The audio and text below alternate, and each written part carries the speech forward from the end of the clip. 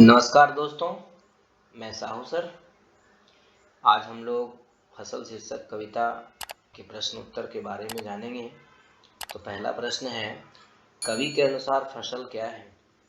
उत्तर, कवि के अनुसार फसल असंख्य किसानों मजदूरों के अथक परिश्रम का फल ही नहीं, बल्कि नदियों के पानी का जादू, खेतों के मिट्टी का गुणधर्म, सूर्य के प्रकाश का रूपांतर तथा हवा आदि का मिश्रण है। दूसरा प्रश्न है, कविता में फसल उपजाने के लिए आवश्यक तत्वों की बात कही गई है।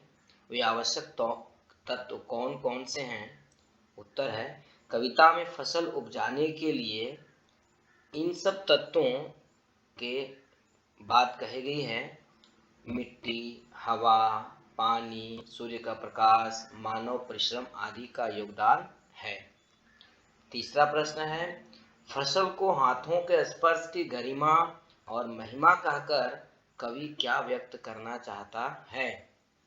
उत्तर है, कवि नागार्जुन फसल को हाथों के स्पर्श की गरिमा और महिमा कहकर यह व्यक्त करना चाहता है कि फसल उगाने में पानी, मिट्टी, हवा, सूर्य के प्रकाश के साथ साथ लाखों करोड़ों किसानों व मजदूरों के अथक परिश्रम के फलस्वरूप उगाया जाता है।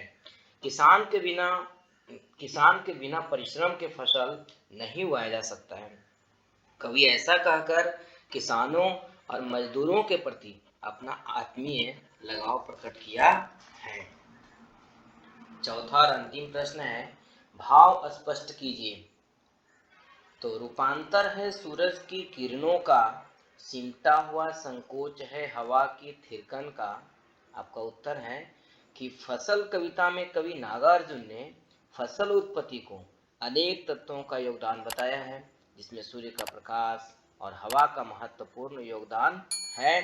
पौधे सूर्य के प्रकाश से ही ऊर्जा संग्रहित करता है और हवा से कार्बन डाइऑक्साइड लेकर भोजन बनाता है, जिससे पौधों में विकास होता है। धन्यवाद।